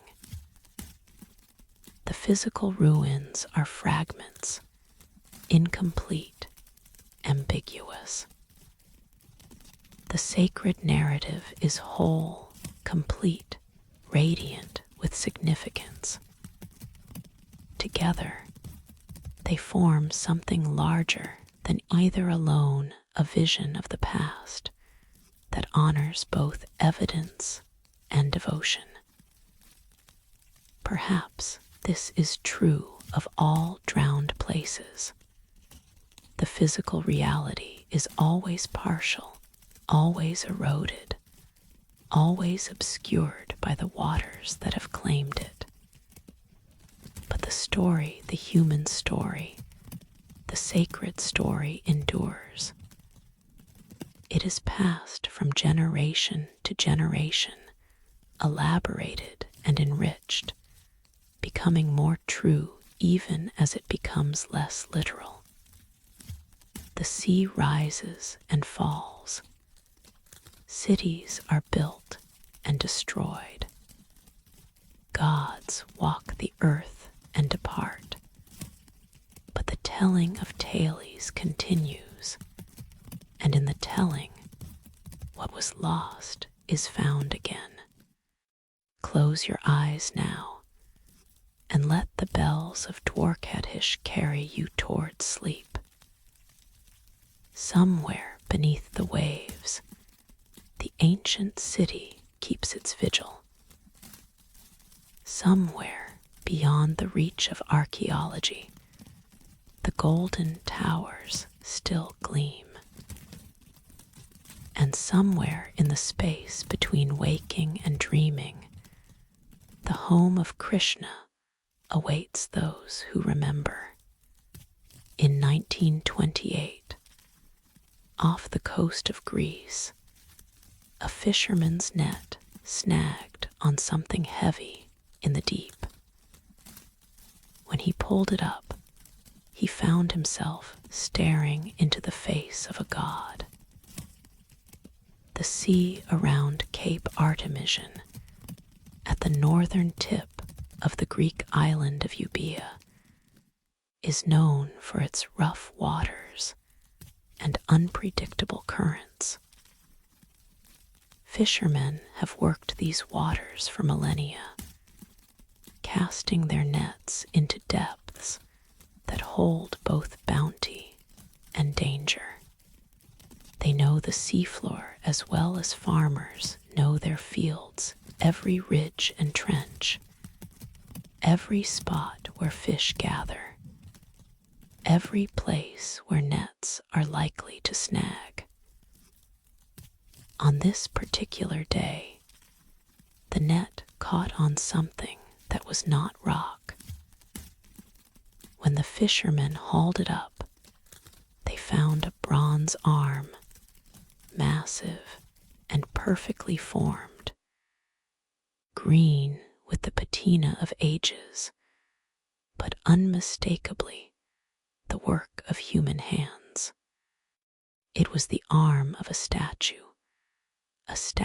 of extraordinary size and craftsmanship, resting on the seafloor where it had lain for over 2,000 years. The discovery led to one of the most significant underwater archaeological recoveries of the 20th century.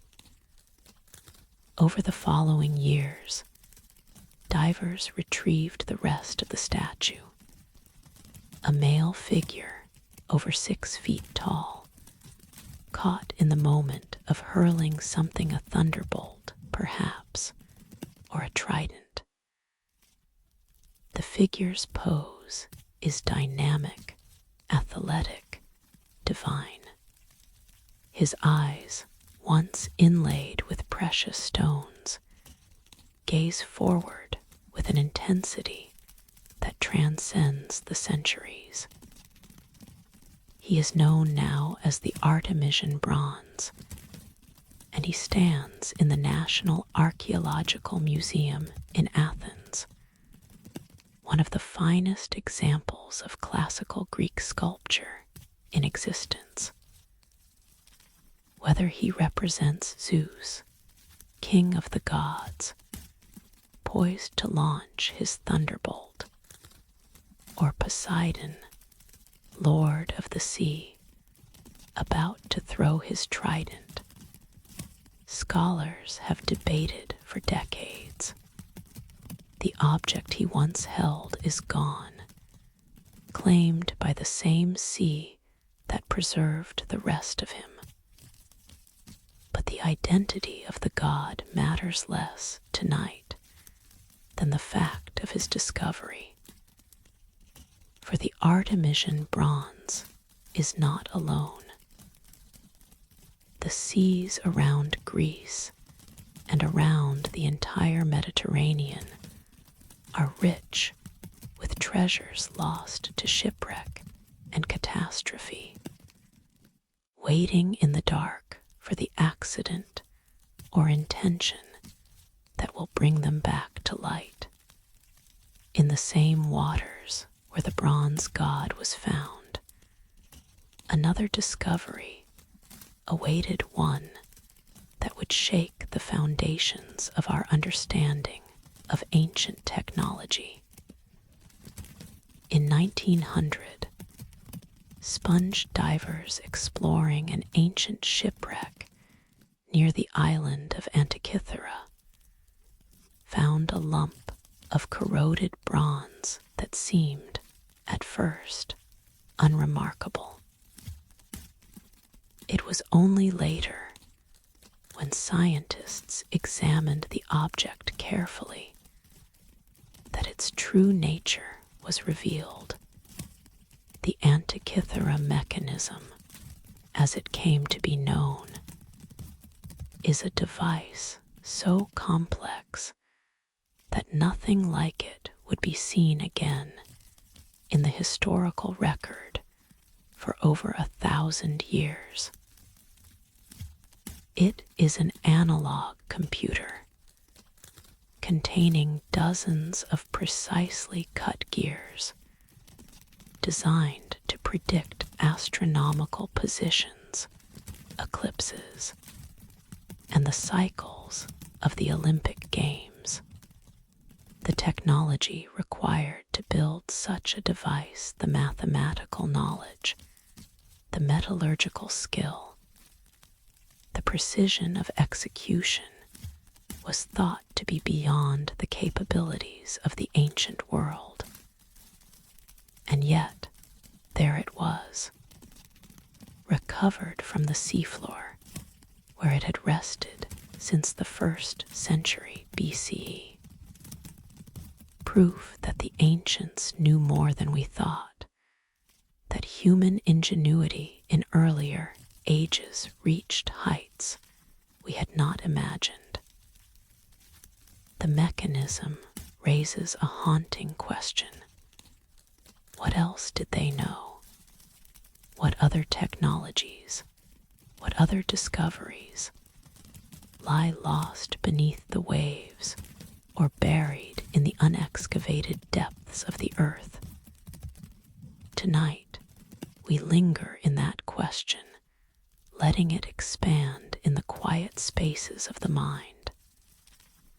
The Mediterranean has been a highway of civilization for as long as there has been civilization.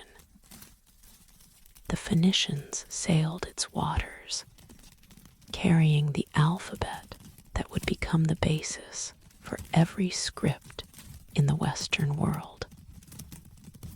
The Greeks established colonies along its shores, spreading philosophy and art. The Romans made it their private lake, the Mare Nostrum, the sea around which their empire was built. And for all those millennia, ships have sunk, cargoes have been lost, treasures have settled into the silt to wait. Every shipwreck is a time capsule. The objects it carries are frozen at the moment of disaster, preserved from the changes that would have transformed or destroyed them on land. Organic materials decay, but metal and ceramic endure. And in the anaerobic depths of certain seafloors, even wood and fabric can survive, protected from the organisms that would otherwise consume them. The sea, it seems, is a museum, a vast, dark, unorganized museum, its collections scattered across thousands of miles of seafloor, its catalog unknown and perhaps unknowable. The fishermen who cast their nets are curators of a sort, occasionally pulling up artifacts that no one knew existed. The divers who descend to explore wrecks are explorers of a forgotten gallery, their lights revealing wonders that have not been seen for centuries. What else waits down there? Another bronze god, arms outstretched, eyes gazing into darkness. Another mechanism, gears frozen, waiting for someone to understand what it was meant to calculate. The treasures of a merchant vessel, scattered across the bottom when a storm proved stronger than sails and prayers. The cargo of a warship, sunk in battle, its sailors' bones long since dissolved into the salt. We cannot know until we find them, and even then we may not understand. The Antikythera mechanism was recovered over a century ago, but its full capabilities are still being discovered. The bronze god has been studied by generations of scholars, but his identity remains uncertain. The sea gives up its secrets slowly, reluctantly, as if testing whether we are worthy to receive them. Tonight, let us imagine that moment, the moment when the net catches, when the expected resistance of rock becomes something else, when the fisherman begins to pull and realizes that the sea is returning something it has held for ages. The net breaks the surface. Water streams from the mesh, and there, tangled in the ropes, is something that should not be there. A shape, a form, an object from another time, another world, lifted from the depths like a message in a bottle sent by the ancient dead to the living present. The fisherman crosses himself, perhaps. Or perhaps he simply stares, wordless, as the bronze face emerges from the foam, as the ancient eyes meet his own across the gulf of millennia. For a moment, the boundary between past and present dissolves. For a moment, time is not a river but a sea, and all its moments exist together, surface and depth, light and dark. The bronze god has found his way back to the world, and somewhere in the deep, other gods still wait patient, eternal, confident that their time will come. May your dreams tonight be visited by such gods, risen from the depths, bearing gifts of wonder from ages past. Every ancient civilization tells the same story. Once, the waters rose, and the world was remade. Across continents, across millennia, across languages that share no common root. The memory persists a flood, a cleansing, a new beginning. In Mesopotamia, in the land between the rivers, the story was written on clay tablets in the oldest script we can read. The Epic of Gilgamesh, composed over 4,000 years ago, tells of Utnapishtim, a man warned by the gods of a coming deluge. He built a great boat, loaded it with his family and the seeds of all living things, and survived the flood that destroyed the rest of humanity. When the waters receded, he released a dove, a swallow, and a raven to search for dry land. The raven did not return. The world had been reborn. In the Hebrew scriptures, the story takes a different form, but carries the same weight. Noah, righteous in a corrupt world, is commanded by God to build an ark. The dimensions are specified. The purpose is clear: to preserve life through the coming catastrophe. The rain falls for 40 days and 40 nights. The waters cover the highest mountains. And when the flood ends, a rainbow appears, a covenant, a promise that such destruction will not come again. In India, the Satapatha Brahmana tells of Manu, the first man, who was warned by a miraculous fish of a great flood to come. He built a ship as instructed, and when the waters rose, the fish, revealed to be an avatar of the god Vishnu, towed the vessel to safety on a mountaintop. From Manu descended all of humanity, from his survival, the continuity of life. In Greece, Deucalion and his wife Pyrrha survived the flood that Zeus sent to destroy a degenerate humanity.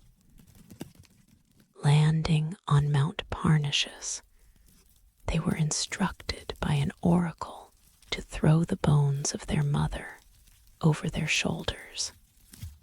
Understanding the riddle, the earth is the mother of all, and her bones are stones, they obeyed. From the stones Deucalion through sprang men, from those Pyrrha through sprang women. The human race began again. In China, the story of the Great Flood centers on you, a hero who spent years draining the waters that had covered the land. His perseverance became the model of virtue. His success founded a dynasty. The flood in Chinese tradition is less a punishment than a test, less an ending than a beginning of ordered civilization. In the Americas, among peoples who had no contact with the old world, flood stories abound. The Aztecs told of successive worlds destroyed and created, one of them ending in a catastrophic flood. The Maya preserved memories of a great deluge in their creation myths. Native American traditions from the Pacific Northwest to the Southeast describe floods that reshaped the land and tested humanity. How do we account for this universality? How do we explain the presence of flood stories in virtually every human culture, separated by oceans and millennia, yet telling essentially the same tale? There are several possibilities, and tonight we hold them all, letting them rest together in the space of wonder. Perhaps the flood stories reflect a common human experience of local disasters. Rivers flood. Coastlines are struck by tsunamis. Sea levels rise and fall over centuries. Every civilization that has lived near water has experienced the terror of water unleashed, and has encoded that terror in story and myth. The universality of the flood legend may simply be the universality of the flood experience, different events, different times, but the same human response. Or perhaps there is a deeper memory at work. At the end of the last ice age, roughly 12,000 years ago, the world underwent a transformation almost unimaginable to modern minds. The glaciers that had covered much of North America and Europe began to melt, releasing quantities of water that raised sea levels by hundreds of feet over several thousand years. Coastlines that had been inhabited for generations were drowned. Low-lying lands that had supported human communities were swallowed by the sea.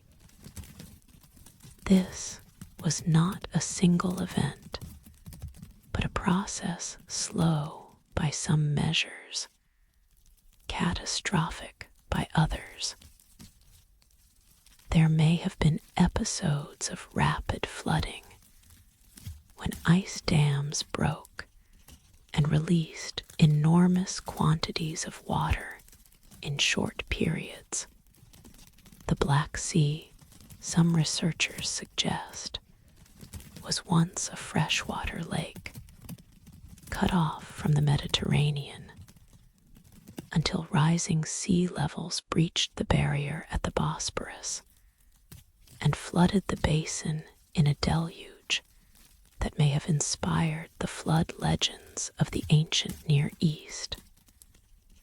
If this is true, then the flood myths are not merely metaphor or moral teaching. They are memory, the collective memory of humanity, passed down through generations in the only form available to cultures without writing: story. The details change, the names of heroes shift, the theological frameworks adapt to new religions and new worldviews. But the core remains. Once the waters rose and the world was remade. Or perhaps, and this is the possibility that whispers most quietly, most mysteriously perhaps, there was indeed a single global catastrophe of which all the legends speak. A comet striking the earth, vaporizing and returning as rain. A massive earthquake triggering tsunamis across every ocean. A shift in the planet's crust, redistributing water from one hemisphere to another. Theories abound. Evidence is debated. Certainty remains elusive. Tonight, we do not seek certainty.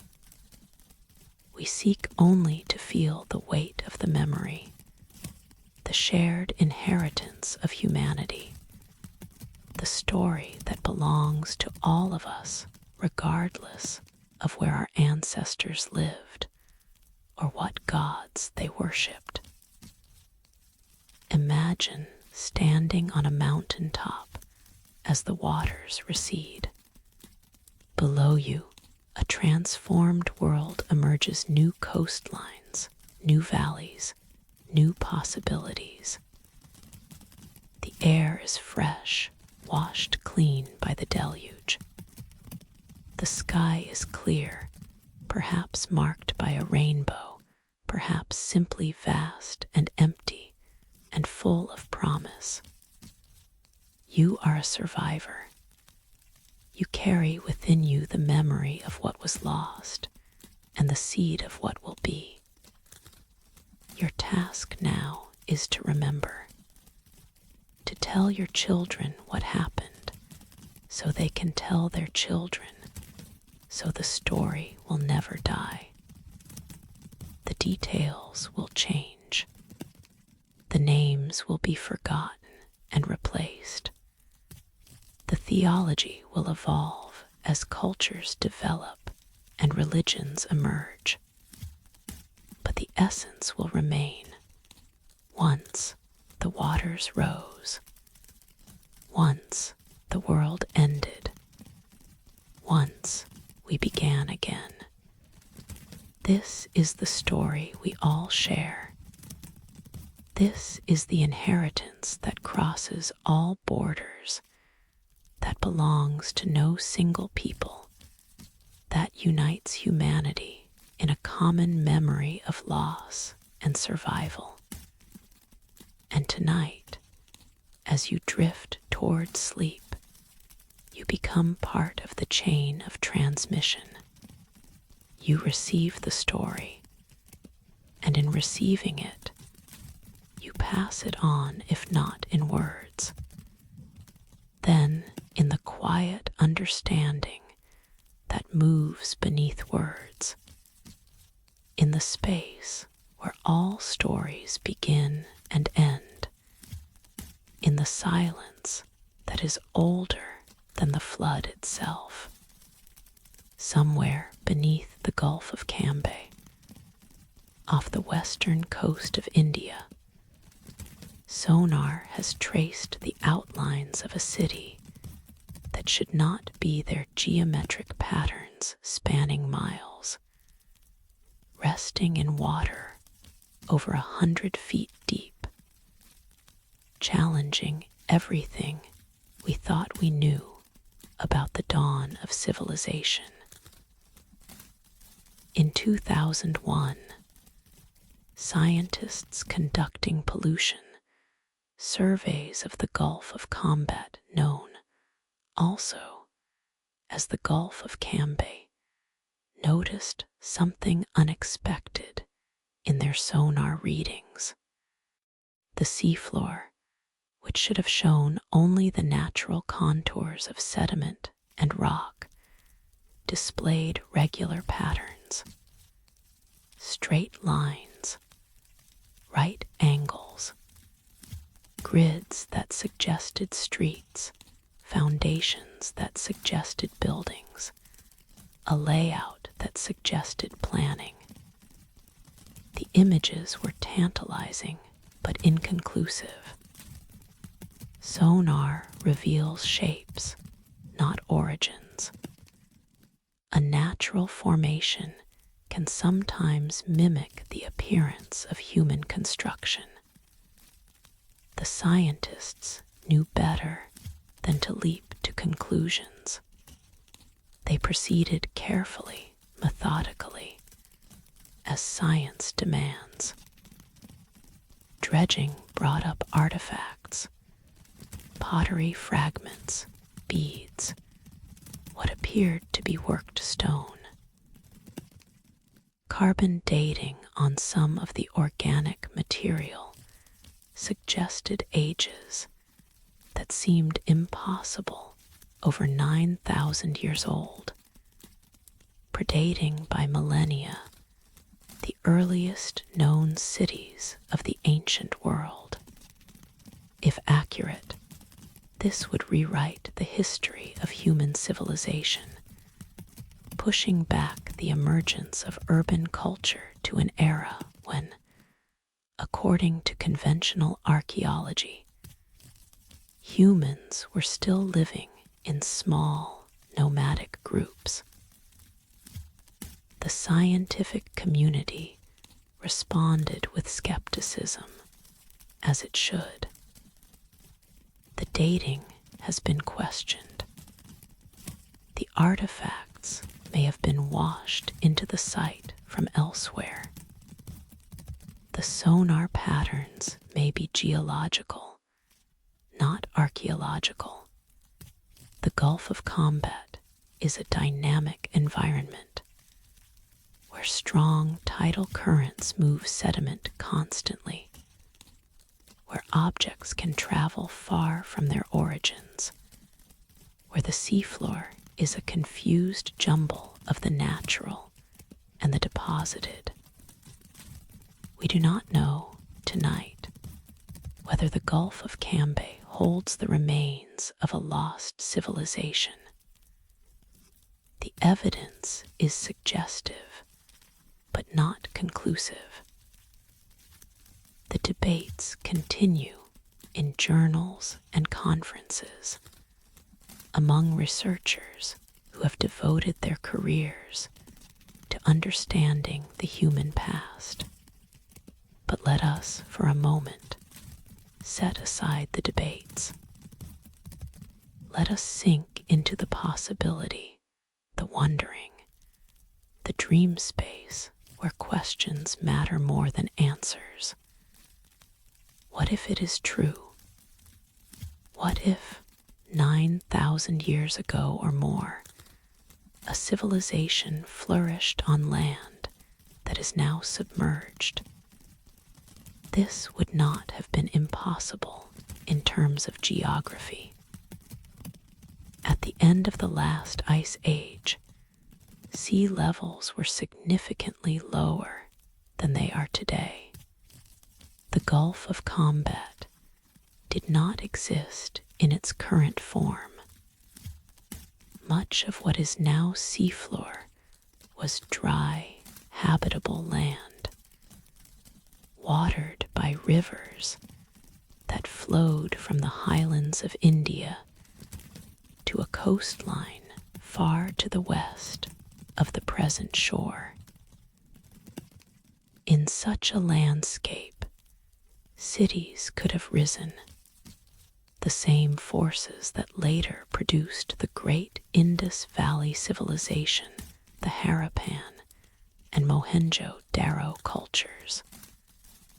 With their sophisticated urban planning and advanced engineering, may have been at work thousands of years earlier, in a time before writing, in a time that left no records, except, perhaps, the ruins now buried in silt. The loss of such a civilization would have been gradual but inexorable. As the glaciers melted, as the sea levels rose, the waters would have crept inland, claiming fields and villages, then towns, then, if the sonar tells, true cities. The inhabitants would have retreated generation by generation, moving to higher ground, abandoning their homes to the advancing tide. Eventually, the sea would have swallowed everything, and the memory of what was lost would have faded into legend. This is the same story we have encountered throughout our journey tonight. The same pattern. A civilization that flourished, a catastrophe that came, a memory that persisted. The details change, the evidence varies, but the theme is constant.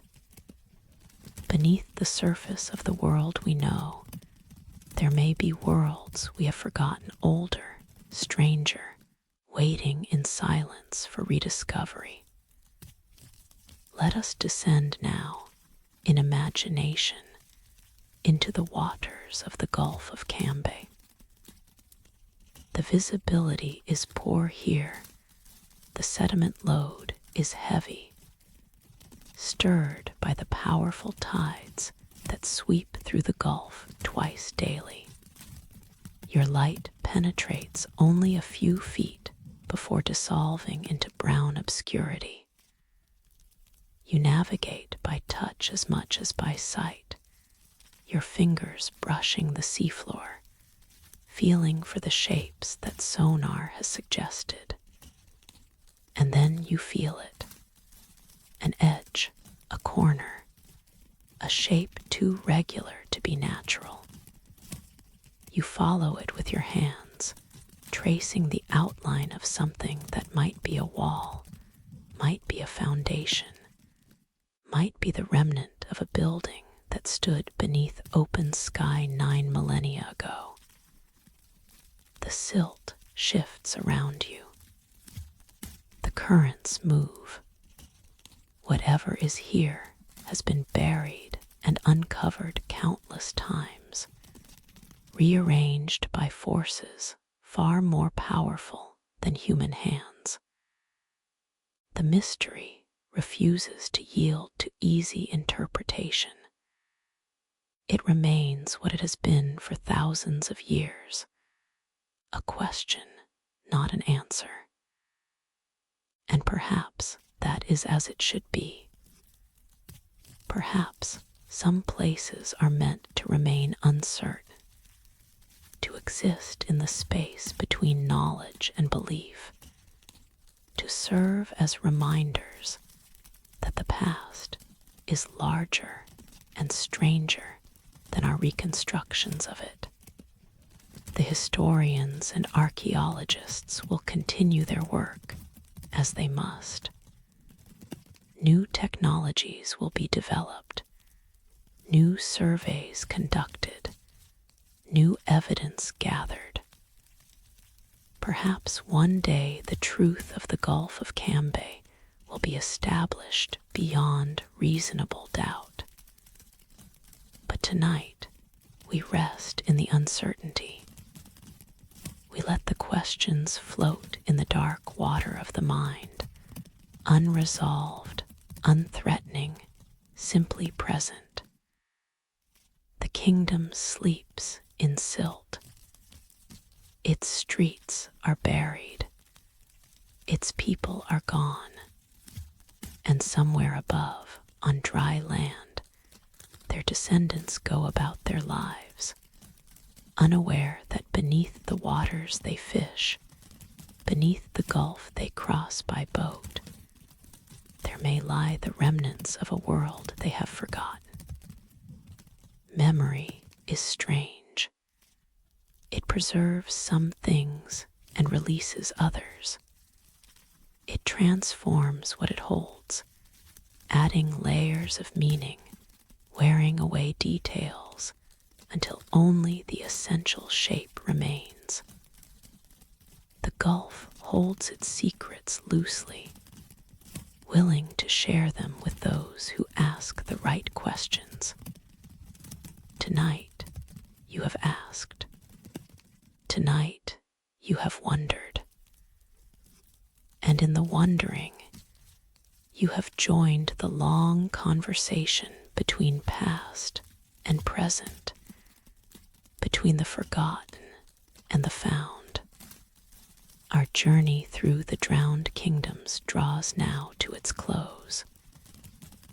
But the story does not end. It cannot end, for the sea continues its ancient work. And what the waters claim today will become the mystery of tomorrow. We have traveled far tonight. We have descended to temples beneath the Bay of Bengal, walked the impossible roads of Bimini, traced the terraces of Yanaguni, We have mourned with Alexandria, its lost library, heard the ghost bells of Curon Venosta, touched the pillars of Dwarka. We have pulled bronze gods from the Mediterranean and listened to the flood stories that echo across all human cultures. We have wondered at the shapes beneath the Gulf of Cambay and asked what civilizations might have risen and fallen before history began its records. These are the drowned places of the past, but the past is not a closed book. It is a river that flows into the present, carrying its waters into the ocean of the future. The sea is rising still. The great ice sheets of Greenland and Antarctica are melting, returning to the ocean the water that has been locked in frozen form for millennia. The process is slow by human standards, inches per decade, feet per century, but inexorable. The coastlines that our grandparents knew are not the coastlines our grandchildren will inherit. The geography of the world is being rewritten, as it has been rewritten countless times before. Venice sinks. The canals that have defined the city for 1,000 years creep higher each autumn, flooding the piazzas, lapping at the doors of ancient palaces. The engineers build barriers, pump water, fight the slow advance. But the sea is patient. The sea has time. And Venice, that jewel of human achievement, may one day join the other drowned cities in the darkness beneath the waves. Island nations watch their shores retreat. In the Pacific, in the Indian Ocean, communities that have lived on coral atolls for generations face a future in which their homes will simply cease to exist.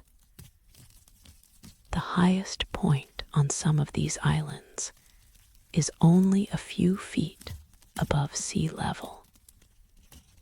A storm surge can cover them entirely. A rising ocean will erase them from the map. This is not a tale of disaster, though disaster it may become. This is a meditation on impermanence, on the truth that the mystics of every tradition have taught, that nothing lasts, that all things change, that the world we know is only one frame in an infinite film, preceded by frames we have forgotten, and followed by frames we cannot imagine. The drowned kingdoms we have visited tonight were once as real, as present, as vital as our own cities. People walked their streets, worshipped in their temples, loved and argued and dreamed in their homes. They looked out at their horizons and saw the world as permanent, as given as theirs. They did not know, how could they know, that the waters would rise, that their world would end, that they would become legends whispered across millennia. And we do not know what will be whispered about us. Future civilizations, if future civilizations, there are may dive in the waters above our drowned cities, wondering who we were, what we built, why we vanished. Our skyscrapers may become the foundations that puzzle their archaeologists. Our libraries may become the lost archives they mourn. Our stories may become the myths they tell their children, altered beyond recognition, but carrying still the essential truths we tried to preserve. This is not cause for despair. This is cause for wonder. The sea gives as it takes.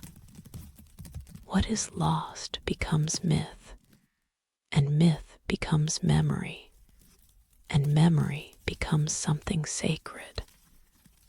The drowned kingdoms do not die. They transform. They become part of the great cycle that turns and turns, that has been turning since the first waters gathered on the first land, since the first creatures looked up at the first sky. We are part of that cycle. We are the inheritors of the drowned past and the ancestors of the drowned future. The stories we tell matter. The memories we preserve matter. The questions we ask into the darkness, the wondering that we practice in the quiet hours before sleep, these are not trivial. They are the way we participate in something larger than ourselves, something that will continue long after our individual lights have gone out. Tonight, you have listened. You have traveled to places that exist in the space between history and dream. You have descended to temples and walked drowned roads and touched the faces of ancient gods. You have joined a conversation that has been going on for as long as humans have told stories, and that will continue for as long as humans remain to tell them. Now let the journey resolve into stillness. Let the images fade, like lights sinking slowly into the deep. Let the questions settle, unanswered, but not troubling, into the quiet places of the mind where dreams are born. The sea is dark and calm. The moon traces its silver path across the surface, as it has done for billions of years, as it will continue to do long after our species has risen and fallen and been forgotten. The stars wheel overhead, the same stars that shone on Atlantis, on Dwarka, on all the places that were and are no more. And beneath the waves, the forgotten kingdoms wait, patient, silent, eternal. They do not need to be found. They do not need to be proven. They need only to be remembered in the way that dreams remember what waking forgets. They need only to exist in the space between certainty and mystery, where all the deepest truths reside. You have remembered them tonight. You have given them space in your mind, in your heart, in the soft darkness behind your closing eyes. And in that remembering, they live again not as they were, perhaps, but as they are needed, as windows into wonder, as doorways into dream, as reminders that the world is older and stranger, and more beautiful than we can ever fully know. Sleep now. The forgotten kingdom is all around you. The drowned bells are ringing, soft and slow. The ancient lights are flickering in the depths, beckoning you down, down, down into the peace that waits beneath all surfaces, in the silence that is older than the sea. Rest well.